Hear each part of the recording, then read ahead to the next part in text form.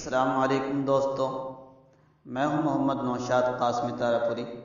मेरे YouTube channel Naushad teach पर आपका खैर मकदम है। आज मैं आपको पढ़ाने वाला हूं कि पेश कहाँ होता है, कैसे बनता है और पेश की पहचान कैसे बच्चों को कराई जाए। प्यारे बच्चों, कल आपने क्या सबक पढ़ा था?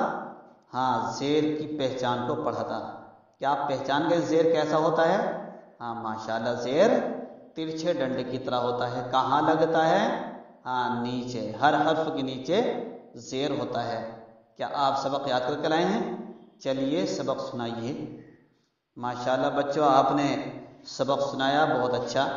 हाँ, किताब बंद कर सबक सुनाना है और उंगली के इशारे से लिखना भी है। पहले अलिफ बनाएंगे, फिर उसके नीचे उंगली के इशारे से ज़ेर बनाएंगे।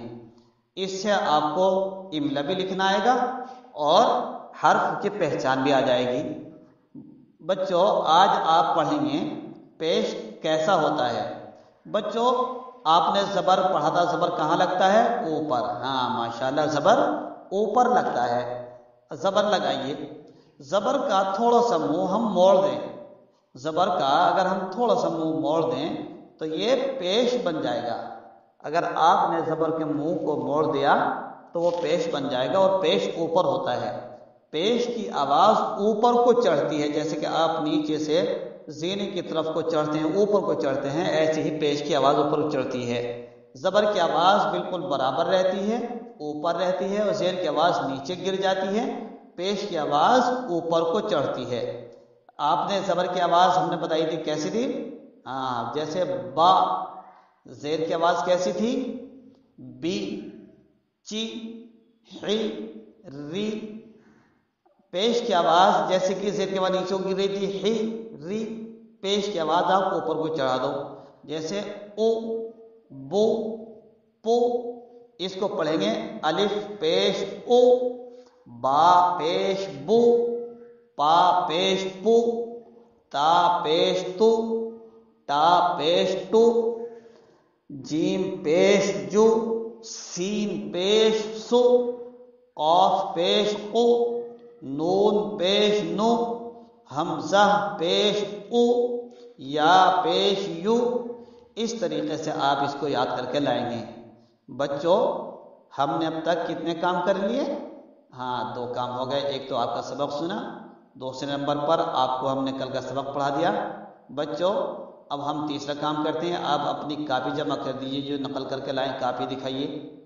हाँ माशाल्लाह, आपकी कापी अच्छी लिखी हुई है।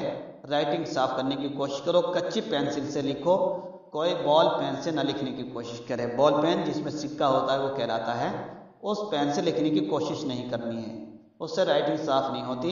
हाँ, अगर आपको लिखना है तो निब वाले पेन से लिखेंगे। निब वाला पेन ले लें, उससे लिखने की कोशिश करो।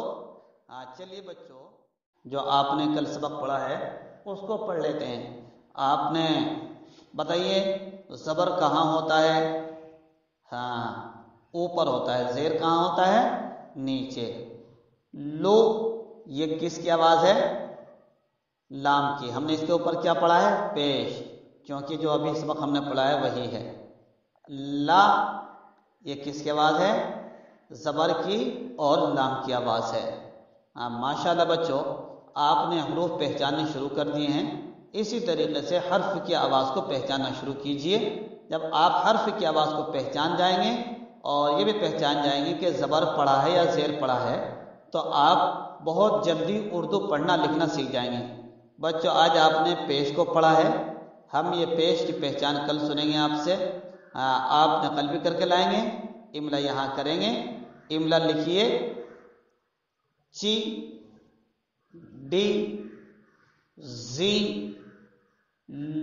ला, शा, गौ, गा, फी, नी।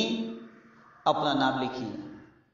और कल हम पढ़ेंगे ज़बर ज़ेर पेश तीनों की पहचान, और ज़बर ज़ेर पेश तीनों की पहचान। हम इसका आपका इम्तिहान लेंगे। अगर आप इम्तिहान में पास हो गए तो हम आपको 2 हरफी हरूफ जोड़ मिलाना सिखाएंगे। 2 हरफों को एक साथ कैसे जोड़कर पढ़ते हैं।